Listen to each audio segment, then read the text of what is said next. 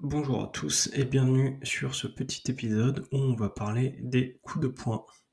Alors les coups de poing ils sont séparés en deux grandes catégories. On va retrouver dans un premier temps les coups de poing en ligne droite.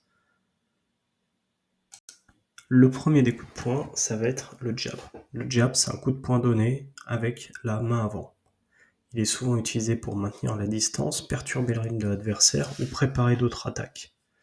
Donc c'est un coup qui est rapide et précis. Il est moins puissant parce que pour donner un jab, vous n'allez pas faire de rotation du corps, mais légèrement des épaules.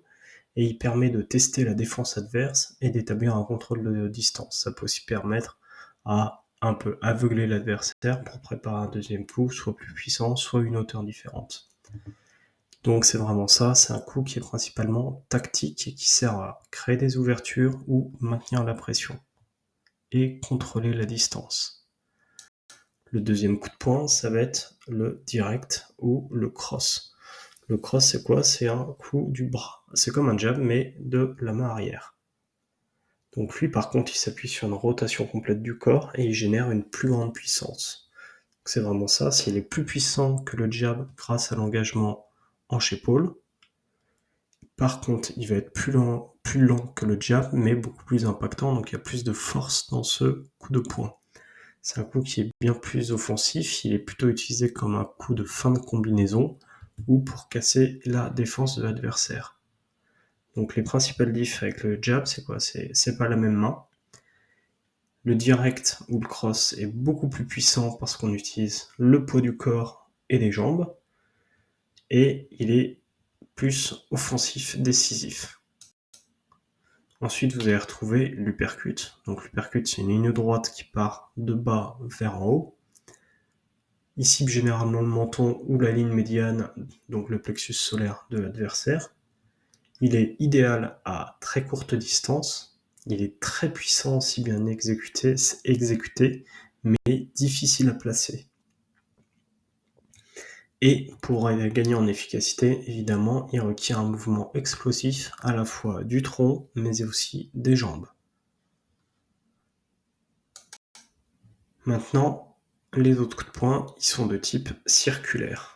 Donc, qu'est-ce qu'un coup de poing circulaire? On va retrouver dans un premier temps le crochet. Le crochet, donc lui, c'est un coup circulaire.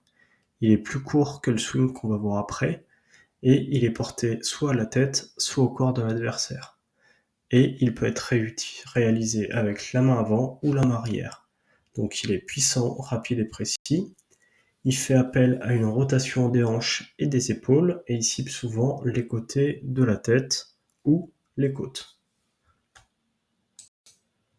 Ensuite, vous avez le swing. Le swing, c'est un crochet large, donc c'est un coup large et circulaire. Il est porté généralement avec une intention qu'on appelle de puissance brute, donc c'est un peu la patate de forain, et il cible les côtés de la tête ou du corps. Donc c'est un mouvement qui est généralement assez exagéré, qui est très puissant et large. Par contre, il est facile à anticiper en raison de sa lenteur, et il peut être considéré comme un coup risqué car il peut laisser le boxeur exposé. Donc il est plus lent. Et ensuite, vous avez l'overhand. Donc l'overhand, c'est un coup de poing donné avec un mouvement en arc de cercle descendant, visant généralement la tête de l'adversaire. Donc il est très puissant s'il est bien exécuté, et il peut être utilisé pour surprendre un adversaire avec une garde haute. Et enfin le dernier coup, donc c'est le reverse back punch. Donc c'est un coup circulaire qui est réalisé avec une rotation de tout le corps. Donc on se retourne et on envoie pleine balle un coup de poing à notre adversaire. C'est le coup qui est à l'origine du plus grand nombre de KO en MMA amateur, et c'est utilisé à très haut niveau par de nombreux Dagestanais, notamment The Last Pirate, qui nous a mis un double reverse back punch avec un superbe KO en fin d'année 2024. Voilà, et maintenant en fait tous ces coups de poing, on va les mixer ensemble et c'est ce qu'on appelle des combinaisons. Donc en MMA, quand on dit qu'on utilise une combinaison, ça veut dire qu'on combine plusieurs coups pour soit créer des ouvertures, soit maximiser l'efficacité. Donc des exemples, ça va être par exemple un jab suivi d'un direct, c'est une combinaison simple mais efficace. Jab crochet, il y a le premier jab qui est là pour cacher un peu l'adversaire et le deuxième vient surprendre avec une frappe sur le côté. Direct uppercut, c'est pour pareil, cacher un petit peu l'adversaire, et ensuite avec mon uppercut, j'arrive par le bas avec un coup montant.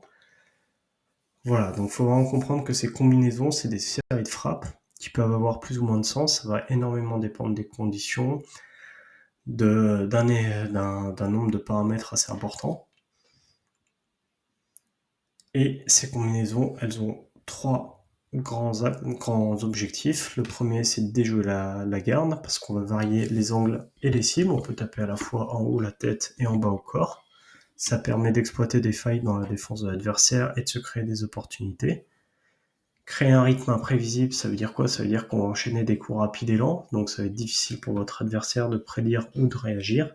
Et enfin, maximiser l'impact. Donc chaque coup dans une combinaison va préparer le suivant, augmentant la probabilité de toucher efficacement et la puissance. C'est-à-dire que si vous enchaînez par exemple des crochets, votre corps va vraiment faire des rotations d'un côté sur l'autre et vous allez augmenter la puissance de votre corps et de vos coups avec ces enchaînements.